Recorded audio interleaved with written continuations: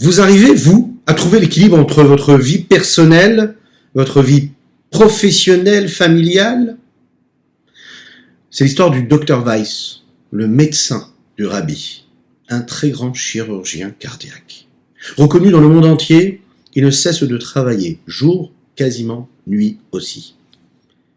Sa vie familiale est une catastrophe. Il ne trouve pas le moyen de trouver un moment tranquille avec son épouse et ses enfants. Les deux mondes sont importants pour lui, son monde professionnel et son monde familial. Il s'adresse au Rabbi, il dit voilà, c'est très important pour moi de réussir professionnellement. Et puis je suis utile à la société. Et pourtant je n'arrive pas à trouver un équilibre dans ma vie familiale. Et mon couple, bien sûr, empathie. Le Rabbi l'a regardé et lui dit sache que j'ai le même problème que toi. Et ce que je me suis astreint à faire, c'est de passer tous les jours 20 minutes avec mon épouse, en buvant un verre de thé. Et c'est important pour moi comme l'importance qu'il y a de mettre les téphilines tous les jours. Est-ce que vous passez 20 minutes avec votre épouse ou avec vos enfants tous les jours?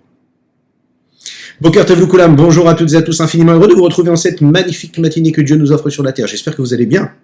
Nous allons démarrer ensemble notre Tania quotidien, juste après ces quelques notes de Nigun. Aïe taredan la ya ya, aïe taredan la ya ya, taredan la ya ya ya ya, aïe taredan la ya ya, aïe taredan la ya ya, taredan la ya ya ya.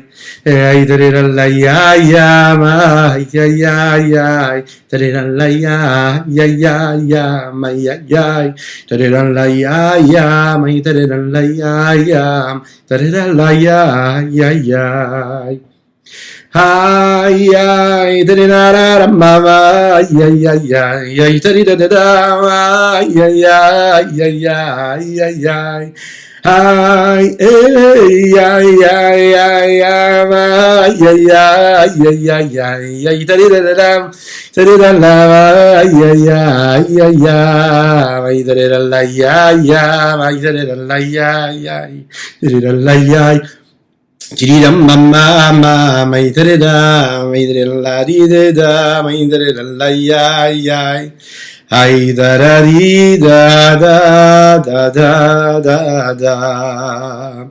Aujourd'hui, nous étudions pour la réfoua chez le Madavram Nissim Ben Sultan. Nous étudions les Ilou Nishmat Avimori Reb Reuven Ben Isser.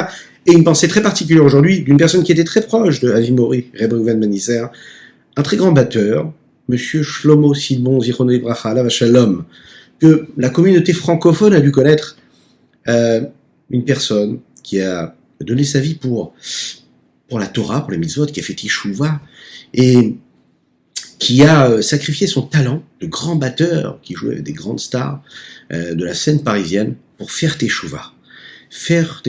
Il nous a quittés il y a quelques années, et c'était un 27 Tammuz, justement, c'était d'ailleurs l'année dernière. Donc on a une grande pensée pour sa famille, Shlomo Sidbon, Alav Shalom. Les petits gestes ont de grandes conséquences. C'est la raison pour laquelle vous connaissez le principe de l'effet papillon. Un petit geste ici, ça engendre et ça enchaîne et ça fait énormément de choses de l'autre côté du monde. Un petit geste, ça a beaucoup de conséquences. Imaginez si tous les jours de notre vie, nous les consacrions à l'importance des petits gestes. Oui, si on célébrait chaque jour de notre existence comme étant un jour où chaque petit geste, on est conscient des conséquences qu'il va pouvoir engendrer. Si on était dans cette conscience-là, on ferait très attention à ce que nous faisons, à ce à quoi nous pensons, à ce que nous regardons et à ce que nous disons. C'est un homme qui souhaite acheter une magnifique villa qui appartient à son prochain. Bon, vous connaissez le principe, c'est dans les 10 commandements. C'est important de ne pas jalouser, de ne pas envier et convoiter le bien d'autrui. Mais il veut absolument acheter cette villa, elle lui plaît, elle est vraiment à son goût. Son prochain lui dit, son ami lui dit, écoute, t'es gentil, mais moi je ne veux pas du tout la vendre, cette villa. Alors, il s'assoit avec lui, et il fait un petit lechaim, ce que nous n'avons pas encore fait, donc je vous souhaite un grand lechaim. Lechaim.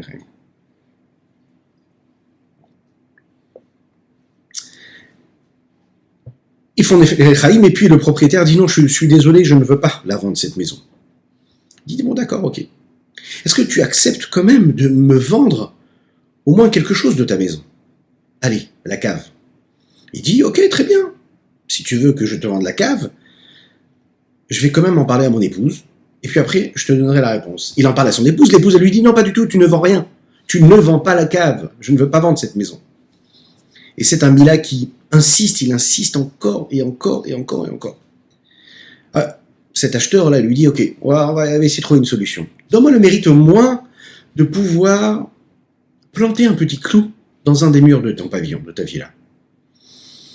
Cet homme-là, il se dit, mais je ne sais pas ce qu'il a, je ne sais pas absolument vraiment ce qu'il a, je vais quand même lui demander un prix assez élevé et lui permettre de faire ce qu'il a envie de faire. Et le deal est signé pour une somme assez importante et conséquente. Cet homme-là va pouvoir planter un clou sur ce mur-là. Écoutez bien cette histoire. Ils finissent, ils concluent, chacun part de son côté. Quelques heures après, voilà que cet homme-là qui vient d'acheter le droit de planter un clou arrive, il sonne à la maison, on ouvre la porte, et là l'homme lui dit « Mais qu'est-ce que tu fais déjà chez moi ?» Il dit « Ah non, rien du tout, je suis venu planter le clou. »« Ah parfait, viens planter le clou. » Il plante le clou. Il ressort de la maison, quelques heures après, il revient. « Qu'est-ce que tu fais là ?»« Ah, je suis venu juste accrocher une petite veste sur ce clou-là. » Vas-y, pose la petite veste. Et voilà que il ferme la porte, et 2 jours après, la même chose. Il vient, je suis venu pour poser mon chapeau sur ce petit clou. Et vous l'avez compris, en fait, le propriétaire de la maison commence à en avoir vraiment marre. Il se dit, chérie, je n'ai plus de vie, en fait. Je lui ai vendu juste la possibilité de planter un clou, mais il peut rentrer chez moi maintenant. Alors, il dit, regarde, c'est vraiment très difficile pour moi de vivre cela avec toi. Voilà ce qu'on va faire. Tu vas prendre une petite porte ici, de l'autre côté de la maison, et quand tu auras besoin d'entrer, tu rentreras par cette porte-là, qui donne à la pièce où il y a le clou. Et tu rentres par là, comme ça tu ne le déranges pas tous les jours. Cet homme lui dit qu'il n'y a pas de problème. Les jours passent, mais voilà que ça dérange quand même. Tous les matins, il vient pour poser quelque chose et ramener quelque chose, poser quelque chose et reprendre quelque chose. À un moment, il dit, ok, très bien. À ce qu'on va faire. C'est plus possible, puisque tu nous déranges, même si tu rentres par une autre porte. Ce qu'on va faire, c'est que je vais te donner une petite pièce. Une petite pièce qui est du côté de la cave. Et tu mets là-bas ton manteau, tu mets là-bas ton clou. C'est là-bas que tu vas pouvoir faire ce que tu as à faire.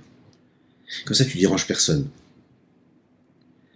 Regardez ce qui s'est passé. Cet homme-là, il s'est dit, ok, génial. Cette petite cave maintenant m'appartient. Je vais pouvoir faire ce que je veux. Il décide de faire quoi? D'ouvrir un falafel. Imaginez un petit peu. Un snack. Et là, qu'est-ce qui se passe? Eh bien, vous l'avez compris. Le propriétaire de la maison se rend compte qu'il y a les odeurs, et puis il y a les gens qui viennent acheter, et ceux qui partent, et ceux qui reviennent. Il a perdu toute la patience, son épouse aussi également. C'est une belle histoire, qui est assez longue, mais en tout cas, pour ceux qui réussissent à comprendre le fond de cette histoire, ils comprendront en réalité ce qu'on doit y comprendre. Il va lui dire, regarde, prends tout, prends cette vie-là, prends-la pour toi, et laisse-moi tranquille, laisse-moi vivre tranquillement. L'Echaim. Ce que nous faisons tous les jours dans notre vie de tous les jours, c'est un petit peu ces petits clous que nous plantons sur le mur. A priori, ça n'a pas de conséquences, mais ça transforme notre existence sans qu'on puisse s'en rendre compte. On n'est pas conscient, en fait, des conséquences de nos petits gestes. Lorsqu'un enfant est né, vous savez, qu'est-ce qu'on dit? Zehakatan gadoliye. Ce petit enfant, il deviendra grand. Oui, c'est un petit enfant, mais c'est un monde qui est né. Un monde, une vie, une famille. Nous parlons des fautes en ce moment. Et nous parlons de la façon avec laquelle nous pouvons réparer ces fautes-là. Nous sommes dans une période très particulière, la Chassidoute nous le dit, et le Rabbi Lubavitch insistait énormément, et c'est important de le rappeler quand nous étudions toutes ces questions-là qui concernent la teshuva, le retour, la réparation des fautes, etc. Il avait l'habitude de dire que maintenant nous sommes dans cette période de Mashiach. La période de Mashiach, on est même au-dessus même de la réparation. On est dans une dimension très élevée en réalité. Ça dépasse tout. Et dans cette dimension qui dépasse tout, on se rattache en fait à l'infini. Comme si Kakadosh Baruch Hu accepte notre pardon et que nous sommes encore un petit peu plus que de réparer, on est là juste pour polir, pour, vous savez, une fois que quelque chose a été cassé, qu'on a réparé, il faut quand même faire en sorte que la couleur soit belle et faire briller l'objet qui a été réparé. Et bien là, maintenant, la période dans laquelle nous vivons, Nous étudions ces sujets-là qui nous apprennent comment réparer les fautes. Mais on doit prendre conscience qu'on est même au-dessus de cela. Qu'on doit être là pour faire briller notre existence, notre lien à Dieu. Le problème, c'est qu'il y a ces petites fautes. Est-ce que les petites fautes ont de grandes conséquences? Vous savez, toutes ces petites fautes que l'on foule par le talon de notre pied. Des fautes qui, a priori, n'ont pas de punition grande et importante. Des punitions qui font peur à l'homme. De manière naturelle, un homme, il se garde de faire des choses graves à ses yeux. Les petites choses, il les laisse comme ça. David Amelech le dit comme ça. Il lit dans les Tehillim, le Tehillim précisément, le 49, il dit « Lama irabimera havona keva yesu beni » De quoi j'ai peur? Qu'est-ce que je crains? De toutes ces choses-là que je ne regarde pas avec sérieux. De toutes ces petites choses qui me paraissent sans conséquence. Avon akeva yesu beni. Toutes ces petites fautes-là que je foule de mon talon. Alors quel est le problème avec ces petites choses-là que nous faisons? Eh bien, c'est justement cela. C'est que le petit geste, la petite action, elle va grandir. Elle aura des conséquences qui sont importantes, qui seront grandes. Et il est fort probable que même déjà maintenant, ce qui te paraît petit, ça n'est pas petit, c'est déjà grand. C'est la raison pour laquelle nous disons que ce qui est petit est déjà grand et deviendra grand. Pour quelle raison? Alors, première raison déjà parce que, comme ce petit clou que nous avons planté dans la maison, il est dit comme ça par les sages dans le Talmud traité Shabbat. Car umanuto shel yitzerara, ayom omer lo asekar, ulemachar omer lo asekar, hachi omer lo avar avodazar volech vovet. Le yitzerara, en fait, c'est un artisan qui est assez patient. Il ne dit pas à l'homme, va tout de suite fauter, chasvé shalom. Il lui dit non, fais un petit geste aujourd'hui, fais un petit égarement demain, encore un petit égarement, ça te paraît tout à fait normal, c'est pas méchant. Tu as levé les yeux à droite, tu as dit un mot négatif, tu as une pensée négative, c'est pas grave. Et encore une petite, jusqu'au jour où il lui dit, allez, vas-y, va, profane, fais Avodah Zara. Demandez à n'importe qui, est-ce que tu t'imagines faire Avodah Zara? Il vous dira non, pas du tout. Quel intérêt j'aurais à faire Avodah Zara? Je vous rassure, à notre époque, Avodah Zara, c'est pas aller se prosterner devant une statue. Qu'est-ce qui a envie de faire ça aujourd'hui? Personne. C'est une tentation pour personne. Enfin, a priori, hein. Par contre, Avodas chez Izara, la Avodah Zara, vous savez, c'est ce que nous appelons dans la Chassidut, un service qui est étranger. Étranger à qui? C'est-à-dire quand tu vas servir une cause qui est étrangère à la sainteté. Et ça nous concerne toutes et tous aujourd'hui.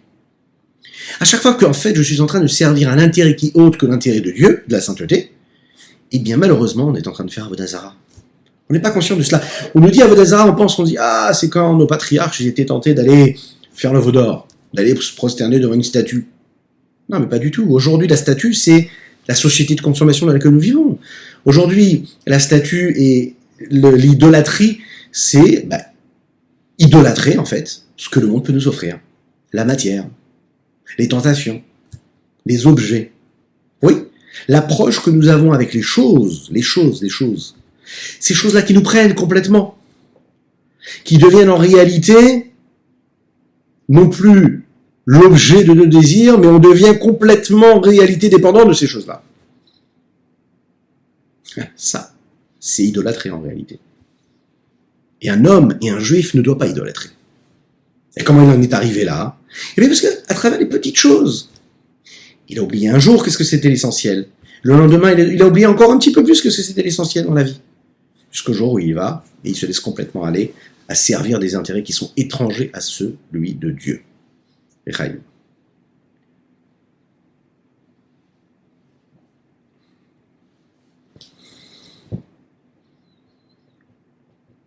Vous vous souvenez de cette fameuse corde dont nous avons parlé dans le chapitre 5?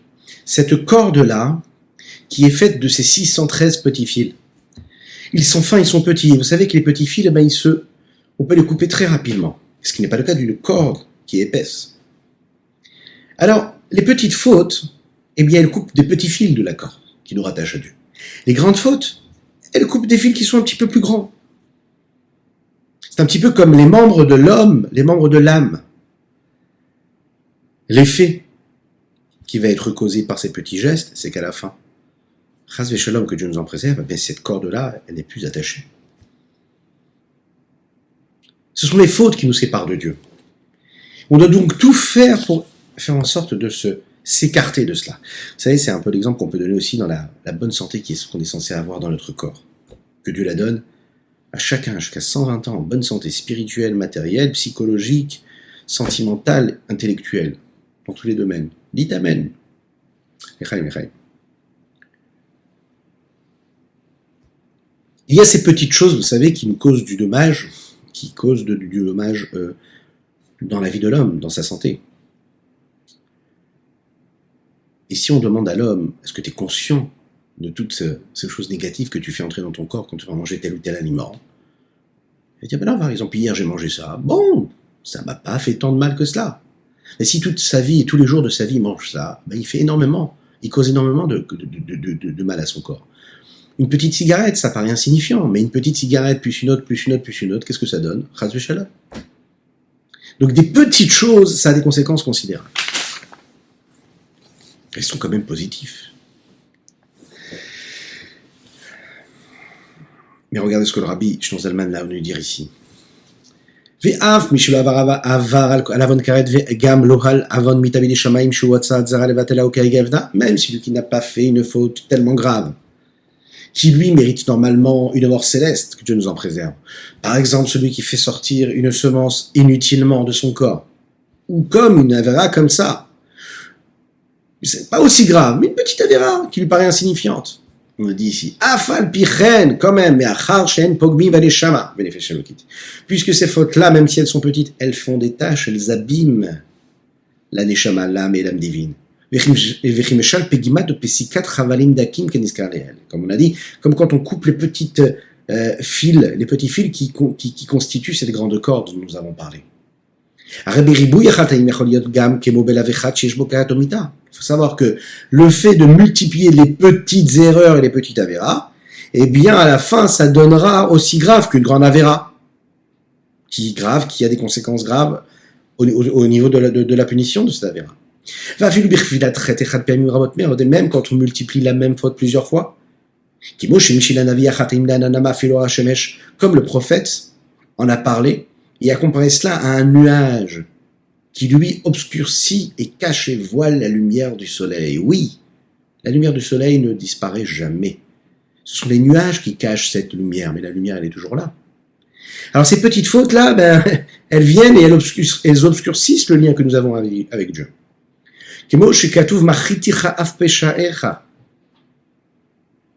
J'ai effacé comme une nuée tes fautes. Averot Hamurot, ce sont des fautes graves. Les fautes graves, en fait, qui nous séparent, qui séparent la profondeur de l'influence du flux de bénédiction qui provient du nom de Dieu Yud-Ke Vav-Ke, le Saint béni soit-il, vers l'âme divine. Il y a une coupure.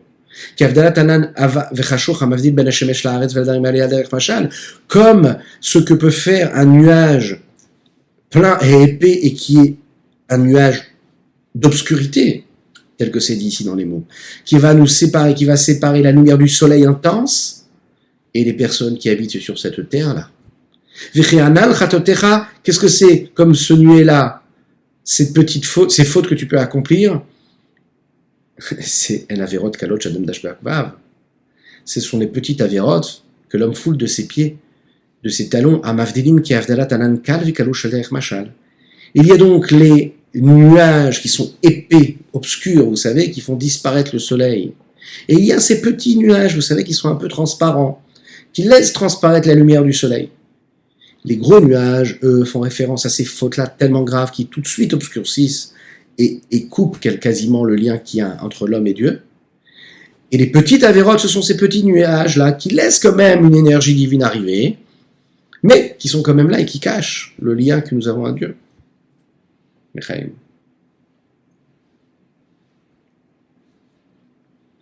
Le rabbi de Lubavitch a raconté cette histoire-là, le Sitishri Tafshin Lamed Vav. Une petite fille dont la petite copine a réussi à l'influencer en jouant avec elle au jardin d'enfants. L'influencer et l'encourager à allumer les bougies de Shabbat. Cet enfant-là grandissait dans une famille qui était assez éloignée de la pratique de la Torah et des mitzvot. Elle demande à sa mère, elle lui dit, voilà, ma copine insiste pour que j'allume les bougies de Shabbat. Sa mère lui dit, non, tu sais, j'ai pas du tout l'habitude de faire, je sais que ça existe, on n'a jamais été pratiquant dans la famille. Non, je veux pas que tu allumes les bougies de Shabbat. Pas du tout. Et voilà que de semaine en semaine, cette petite fille, elle retourne chez sa maman, elle dit, maman, s'il te plaît, je veux juste allumer une petite bougie. Qu'est-ce que c'est le problème? Et voilà, c'était tellement important, cette petite fille a réussi à convaincre sa mère, et sa mère elle lui dit, d'accord, allume cette petite bougie de Shabbat. Et voilà que cette fille-là a allumé tous les vendredis soirs, sans que ses parents soient pratiquants, qui gardent le Shabbat. Allumé sa petite bougie de Shabbat, elle était heureuse comme tout. Et c'est devenu son petit objet, son petit moment à elle. Elle interdisait à tout le monde de s'en approcher. Surtout, ne touchez pas à cette bougie jusqu'à ce qu'elle s'éteigne, et même après. Au bout de quelques semaines, les parents, qui avaient quand même quelques notions de judaïsme, se sentaient mal. Voilà leur fille qui allume les bougies de Shabbat et de l'autre côté, la télé est allumée. Voilà leur fille qui allume les bougies de Shabbat et eux qui allument la lumière, et qui cuisinent en même temps. Ils se sont dit, bon, on va respecter notre petite fille, puis on va arrêter de laisser la télé allumée tant que la bougie est allumée. La bougie est allumée, on n'allume pas la télé. On laisse un petit peu cette ambiance s'installer. Au bout d'un certain temps, ils se sont rendus compte que répondre au téléphone quand la bougie de Shabbat est allumée, ça ne se fait pas. Ils ont arrêté de répondre au téléphone. Petit à petit, la maman, elle, ne se sentait pas vraiment bien du fait que sa petite fille, elle, allumait les bougies de Shabbat, et elle, de l'autre côté, était en train de cuisiner, allumer le feu pour préparer les repas de Shabbat.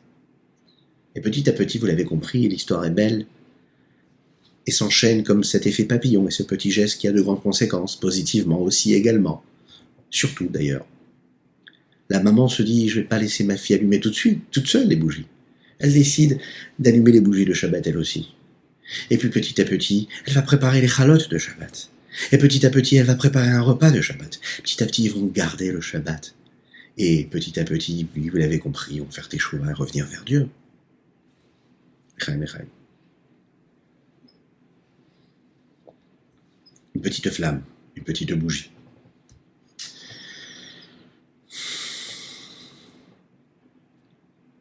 Mis à part le fait, le Tanya va nous le dire ici, qu'un petit geste, positif comme négatif, a des conséquences, c'est pas parce qu'il va causer de plus grandes avérotes et profanations par la suite. C'est que déjà de fouler de son talon un petit geste, une petite avéra, c'est déjà quelque chose de très très grave. C'est ce qu'il va nous dire ici. Pas uniquement parce que ça va m'amener à faire Avodah Zara ensuite, Chas Shalom, mais rien que déjà le petit geste, il est mauvais. Je marche dans la rue, et je sais qu'il y a une mitzvah, par exemple, de donner la tzedaka.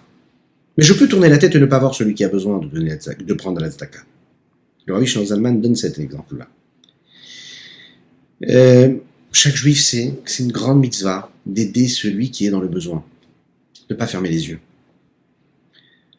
Mais l'homme est égoïste, pas assez courageux, parfois timide, parfois réservé, et parfois il préfère ne pas regarder les souffrances de l'autre, parce que souvent ça le ramène lui-même à ses épreuves. Et si le pauvre n'est pas venu lui tendre la main, il se dit, c'est pas grave, je peux fermer les yeux, et je fais comme si que je ne sais pas ce qui se passe. L'homme est capable de trouver des réponses à tout. L'homme se dit, j'ai des excuses. Et l'homme se dit, a priori, je n'ai pas vraiment fait quelque chose de grave, je n'ai pas profané le Shabbat. J'ai juste pas regardé celui qui était dans le besoin, je n'y ai même pas pensé.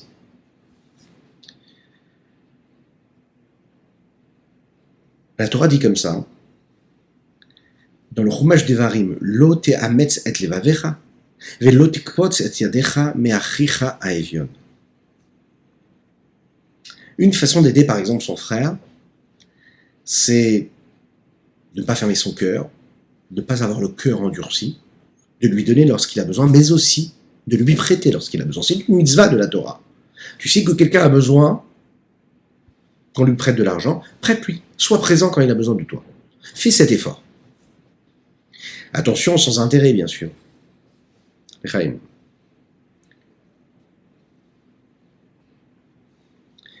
Écoutez bien ce que la Gemara, le Talmud Ktubot dit. Celui qui ferme les yeux à la tzedaka, il est considéré comme une personne qui fait Avodah Zara. Comment Avodazara? Pourquoi? Parce que j'ai fermé mes yeux quand cette personne-là est passée et a tendu la main. Je suis considéré comme si que j'avais profané le nom de Dieu en me prosternant devant une statue. Quel rapport y a-t-il entre les deux? Parce qu'en fait, une personne qui est dans le besoin, et toi tu fermes les yeux et tu ne le regardes pas, ce que tu as engendré en fermant tes yeux, ça a des conséquences aussi graves, et c'est aussi grave que de faire la Avodazara. Il est dit comme ça, hein, dans le texte, un mot, et c'est ce que de cette façon-là qu'on apprend que c'est aussi grave que la Avodazara. Il est dit Yatzou Anashim Beli Ya'al. Quand il était question de la Avodazara, on a employé le mot Beli Ya'al. L'expression en hébreu qui nous dit que tu dois surtout pas fermer les yeux quand une personne a besoin d'un prêt, c'est aussi l'expression de Beli Ya'al. Comment? Le passouk dit comme ça. Shamer lecha. Fais bien attention à ça. Pen yedavar imelevavecha Beli Ya'al les morts. Si dans ton cœur tu te dis, non, je ne vais pas lui prêter tout de suite. Dans la suite du verset, on parle de la Shemitah, parce que l'homme il se dit, oh là là, si je lui prête, il y a la 7e année qui va arriver, la Shemitah, et la Shemitah, il ne sera pas obligé de me rendre mon bien, alors j'ai peur de lui prêter. Il fait les calculs. Et le terme qui est employé, c'est blial. Et quand on parle de Avodazara quelques temps après, on dit aussi blial. C'est aussi grave. Ne ferme pas les yeux. Ah, tu sais pas comment il va faire, est-ce qu'il va te rendre, il va pas te rendre. Et c'est ça la mitzvah. La mitzvah, c'est que tu vas lui prêter, tu vas même pas lui poser la question de savoir est-ce qu'il peut te rendre, ou est-ce qu'il t'a tout rendu ou pas. Le Rabbi Shlomo Zalman ici, il parle de quelque chose qui nous touche, toutes et tous. Chacun à notre niveau, on est confronté à cela. Ça nous paraît quelque chose de léger. J'ai rien fait de mal. J'ai juste pas soutenu celui qui en avait besoin avec de l'argent. C'est tellement plus facile, par exemple, d'aller aider des institutions, d'aller aider son rabbin, d'aller aider le chaliard de l'endroit dans lequel nous habitons, par exemple, d'aller aider une grande yeshiva, un grand kollel en Israël, par exemple. On se dit qu'on fait partie d'un grand projet, donc on se dit, oui, je peux faire un don, un grand don important ou un petit don, peu importe, mais on sent qu'on fait partie d'un projet, donc on est plus tenté de donner. Au même moment, notre frère, notre cousin, notre ami, notre voisin peut être dans un besoin réel, et là par contre on va fermer les yeux. On va pas trouver ça important. On peut soutenir une bonne action qui est faite communautairement, par une personne qui va ne pas avoir, on va dire, pignon sur rue, et là on va se dire non, c'est pas si important de le faire. En fait, on se rend pas compte que là on a été tenté de donner parce que ça fait partie d'un grand projet, parce que ça fait partie, ça a une renommée, parce que... Et en fait, là, on a servi qui? On a servi soi-même, on n'a pas servi la cause. Servir la cause, faire cette tzedaka, être là pour l'autre, mais ça peut être par l'intermédiaire de l'argent, de l'énergie, ça peut être par un sourire, par une présence, par de l'affection, par un gentil mot, un joli mot, par de l'attention, tout simplement de l'attention, par un bonjour, par le fait de passer dans la rue et de ne pas tourner la tête quand une personne passe, mais de se dire je lui donne de l'importance, même si a priori il n'en a pas particulièrement cette personne, je gagne rien en lui serrant la main, j'aurai pas d'intérêt, mais je m'arrête, je lui souris, je lui donne un moment de vie, je le fais exister, je lui ai souri, je lui ai dit bonjour, comment allez-vous? Je ne le connais pas, je lui fais un sourire. Je lui ai donné quoi? Ça ne m'a pas coûté grand-chose. Mais à ce moment-là, j'ai montré à Kadosh Baruch Hu que j'avais l'humilité de comprendre que l'autre est aussi important que moi, que je me mets entre parenthèses. Je me mets en retraite pour l'autre. Ce sont ces petites choses en réalité qui sont très importantes. Aller au-devant, de se dire, voilà, cette personne-là, je sens qu'elle doit avoir besoin d'aide. Je la regarde. Je sors de mon confort personnel. J'ai la sensibilité d'aller regarder celui qui a peut-être besoin de soutien. Je regarde autour de moi. Je prends le temps de le faire. Alors à ce moment-là, je ne foule pas les petites choses, les petites erreurs. Et celui qui ne réussit pas à faire cela, malheureusement, il se rapproche de la Avodazara. Celui qui réussit à le faire, à ce moment-là, il est en train de construire un véritable lien avec Dieu. Et le Rabbi Shonzalman va nous parler aussi d'une faute qui pourrait nous paraître insignifiante, qui est le lachon hara, dire du mal de son prochain, donner des informations qui concernent une autre personne sans vouloir lui faire du mal, mais en donner quand même. Il est en train de, à ce moment-là, fouler du talon de son pied l'interdiction du lachon hara. Alors on peut avoir toutes les excuses du monde, ça paraît léger, ça paraît insignifiant, mais les chachamim mettent sur le même niveau des fautes comme faire avodah zara, comme aller avoir des relations interdites, être capable même de verser du sang. Écoutez bien cela. C'est rare, profitez, parce qu'en général, dans la chassidoute, on ne parle pas beaucoup de choses aussi négatives, hein, mais profitez là.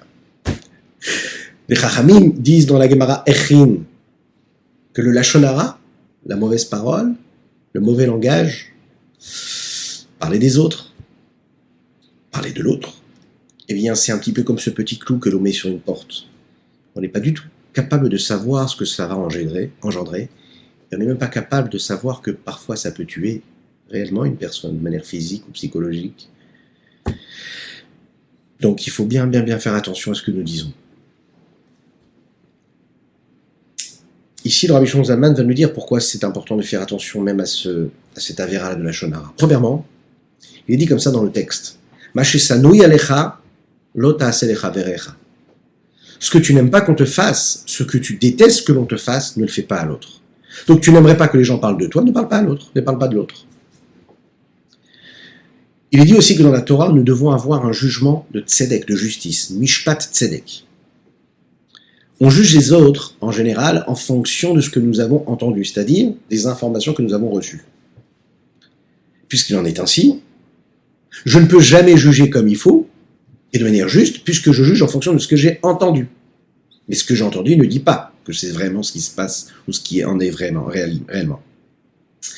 Dans un jugement, il faut savoir qu'il y a une règle de base que le dayan, le juge, n'a pas le droit d'écouter une personne parler sans la présence de l'autre. Il faut que les deux parties soient là présentes. Et bien dans la lachon hara, il faut savoir que c'est pareil. Dans le lachon hara, si quelqu'un te dit quelque chose de négatif sur une personne, tu dois lui dire stop, j'appelle l'autre personne et j'écoute sa version. Il faut que les deux soient là. Il faut qu'ils soient là en présence. Donc même quand tu es persuadé de te dire ce que j'entends, ben c'est quelque chose de vrai, ça s'est passé, et puis moi j'ai vécu la même chose. Ou bien quand tu vas ouvrir la bouche et tu vas commencer à dire des choses négatives, et tu as toutes les raisons de les dire, parce que tu as vécu quelque chose de difficile, et puis c'est tellement grave, et que l'autre il a vécu la même chose que toi, et on est confronté tous les jours, et la vie elle est tellement dure, et des fois c'est tellement lourd de porter ce qu'on a vécu, qu'on a besoin de le sortir, et puis d'évacuer, et puis de dire voilà, t'as vu ce qui m'a fait de mal, et comment il s'est comporté, et puis l'autre il va dire mais moi aussi il m'a fait ça, et on se dit mais c'est tellement vrai, j'ai pas besoin qu'il soit là pour dire l'inverse, et puis il est tellement mauvais qu'il va certainement dire l'inverse, il aurait une autre version. Mishpat tzedek. Si le juge était là, il n'aurait pas écouté ce que tu avais à dire, ce que tu aurais à dire. Il aurait demandé à l'autre partie d'être présente.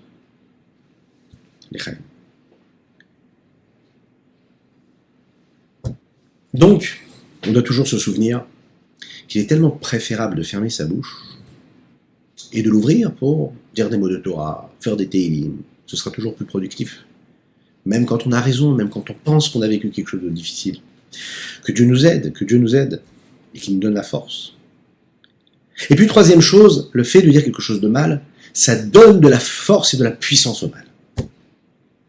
Le but de la parole, son objectif, c'est de dévoiler, nous avons déjà étudié ensemble, chassidoutiquement et kabbalistiquement parlant, qu'est-ce qui se passe quand on parle. Et par définition, la parole, c'est la malchoute, c'est le fait de dévoiler quelque chose qui est caché à l'intérieur. Je dévoile à l'autre. Lorsque je parle de quelque chose de négatif, eh bien je suis en train de prendre ce clou-là et on l'enfonce, mais très très fort, très puissant. Et les conséquences vont être phénoménales. Parce qu'en fait, le fait de parler de mal, du négatif, je suis en train de le faire vivre. Le Rabbi de Lubavitch disait comme ça, que quand on dit quelque chose de négatif, en fait, le fait de le dire, ça le fait exister. Et parfois même quand ce que nous disons, c'est un peu vrai, mais le fait d'en parler, ça donne de la puissance et ça crée le mal chez l'autre. Ah oui, il avait, lui, peut-être semé une petite graine de négatif. Mais parce que toi, tu vas parler du mal de cette personne-là, et qui est vrai ce mal-là, c'est-à-dire qu'il a un comportement qui est négatif, le rabbi nous dit, tu dis du négatif, eh ben tu vas le rendre encore plus négatif. Et puisque c'est ton frère, et qu'il est la seule chose qui nous différencie, nous tous les hommes, comme le rabbi Shlomo Zalman lui dit dans le chapitre 32, ce sont juste les corps qui sont différents. Mais au niveau des âmes, on est tous les frères d'une même âme, nous sommes une petite partie d'une seule et même âme. Qu'est-ce qui nous différencie? C'est nos corps, et donc nos corps, nos besoins, et nos besoins, nos nécessités, nos pulsions, nos passions, nos différences. C'est ça qui nous différencie. Mais au niveau de notre âme, on est tous les mêmes, on fait partie du même, la même neshama, celle du Ham Israël, du peuple juif. Donc dès l'instant où tu comprends ça, et que tu vas dire des choses positives sur ton prochain, eh bien tu es en train de donner de la puissance au bon qui est en lui. Quand tu fais l'inverse malheureusement, eh bien tu donnes de la puissance à ce qui est négatif chez lui. Donc n'en parle pas, même si c'est vrai, n'en parle pas. Troisième chose qu'ici qu'on va aborder, c'est l'exemple dont on va en parler justement et qui ressemble aussi à la Avodah Zara, c'est la colère. On a cette tendance-là, malheureusement, à se mettre en colère contre une personne qui va à l'inverse de notre volonté. Oui, on a du mal à encaisser, à accepter, c'est difficile. Chachamim nous disent comme ça, et le Zohar le rappelle.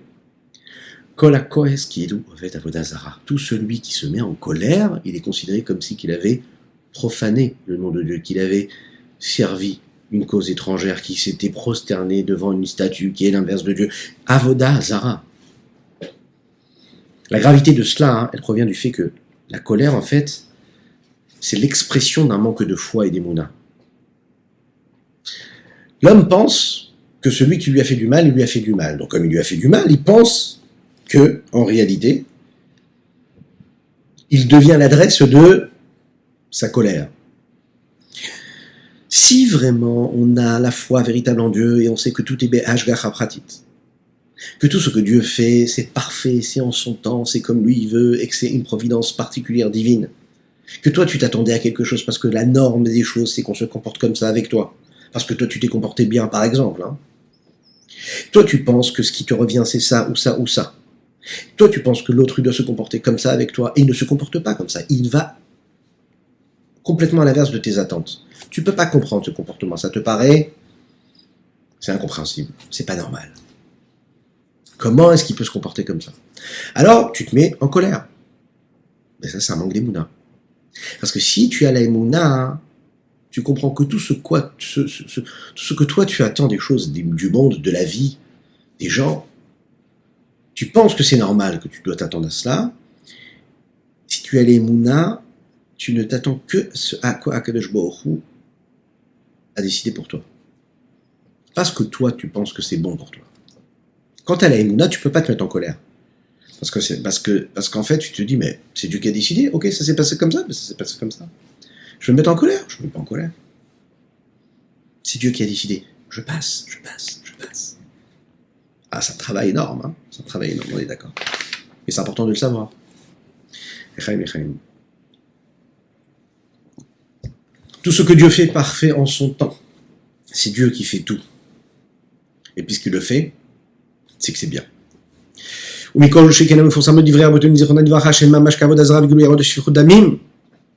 Ici, il dit le Rabbi Shlomo Zalman dans les mots. Tout ce qui est considéré aussi comme la Avodah Zara, comme des relations interdites, que Dieu nous en préserve, ou même comme verser du sang. Comme par exemple, la mataïn min tzedaka, celui qui voile ses yeux de la tzedaka. Ne te retiens pas de donner la tzedaka. Et bli ya'al, c'est aussi ce qu'on appelle servir des forces étrangères. Mais ça perd nous travers celui qui parle du mal de son prochain, il a shonara, c'est le shonara, shekula kavod azara viglu yarot shvodamim, elle est considérée comme aussi grave sur la balance, aussi grave que la avodah zara, que avoir des relations interdites, ou bien que de verser du sang.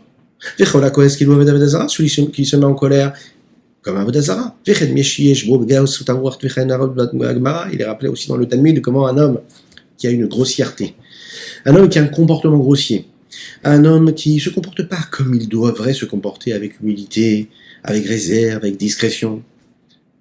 Et encore plus que cela, le fait d'étudier la Torah et de manquer l'étude de la Torah, c'est considéré comme aussi grave que toutes ces autres avérotes dont nous avons parlé juste avant. Imaginez un petit peu. Dieu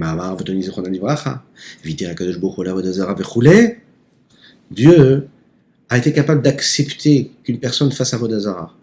Mais il n'accepte pas qu'un homme qui puisse étudier la Torah n'étudie pas la Torah.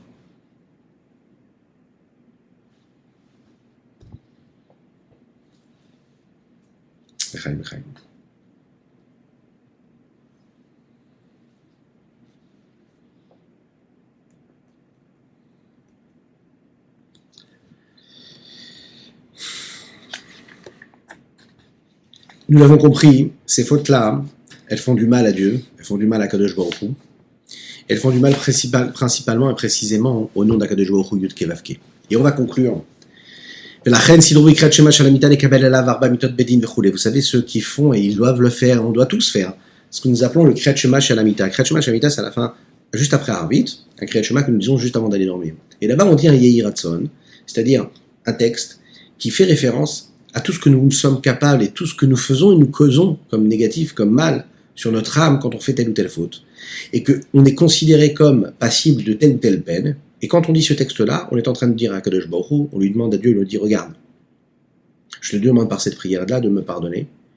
Et si, à cause de cette faute ou à cause de cette faute, je méritais telle ou telle chose, fais en sorte que ce soit considéré comme si j'avais vécu telle ou telle faute, telle ou telle punition par rapport à telle ou telle faute que j'ai pu commettre. Écoutez bien ce qui est dit ici. Milvad Shalpi Asod Kolapogim Baotiut Shel Shem Avaye Kilim Traevskila. Mis à part le fait que d'après la Torah Takabala, tout celui qui abîme le Yud, la lettre Yud du nom de Yud Kei Vav Kei, et nous l'avons dit à chaque fois qu'on fait quelque chose de négatif qui correspond, puisque notre énergie correspond au nom de Dieu, donc on abîme quelque part le nom de Dieu. Tout celui qui abîme le Yud, il est Chayav Skila, il doit être tué, normalement. Et celui qui abîme la deuxième lettre, la lettre E, c'est encore une autre mort qui est appelée la Srefa. On ne va pas du tout rentrer dans ces détails. Non, je n'ai pas tellement le courage. Ou Beot Vav, et celui qui abîme la lettre Vav, qui lui trahe Vereg, une autre forme de mort.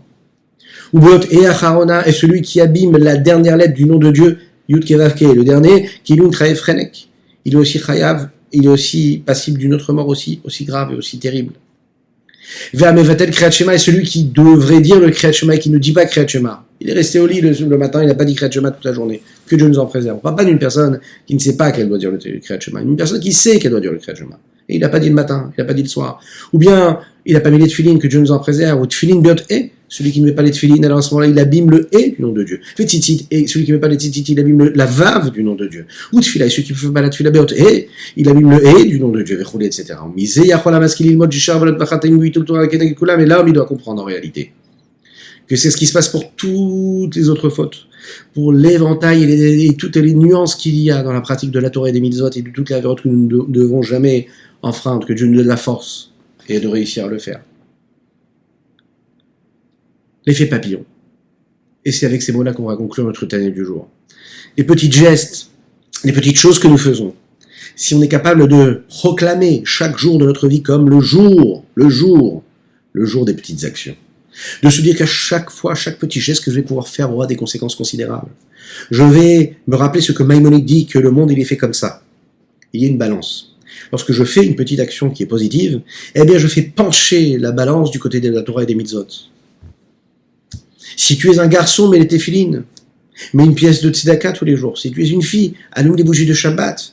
Tu es un petit peu plus grande, respecte les lois de la pudeur. Un petit peu plus grande, Bezrat Hashem, tu vas te marier, respecte les lois de la pudeur, les lois de la pureté familiale. Chaque chose, chaque petit geste, ça fait pencher le monde du côté de la Torah et des mitzvot, du côté de la Géoula, du côté de la délivrance. Parce que tout ce que Dieu fait, il le fait en son temps. Et on terminera par une petite histoire. C'est l'histoire d'un juif qui allait dans la rue et qui a vu des chassidim qui mettaient les téphilines aux autres personnes. Ça l'a dérangé, il ne supportait pas voir ce qu'il voyait. Il voyait que ce sont des gens, eux, qui ne pratiquent pas du tout la Torah et la mitzvot, on les arrête, on leur soulève le bras, on se pose même pas de la question, enfin on leur soulève la chemise, et on se pose pas de question qu'est-ce qu'ils venaient de faire ou pas, est-ce qu'ils ont des mains pures ou pas, et on leur met les téphilines, il ne supportait pas de voir ça. Cet homme-là est parti voir le rabbi de Lubavitch. Il lui dit, mais comment est-ce que vous pouvez faire ça? Comment vous pouvez envoyer vos chassidim mettre les téphilines dans la rue aux gens qui ne pratiquent pas du tout, qui sont très éloignés de la Torah et des mitzvot?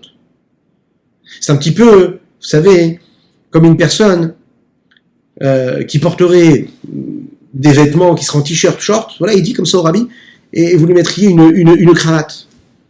une belle cravate. Ça n'a pas sa place.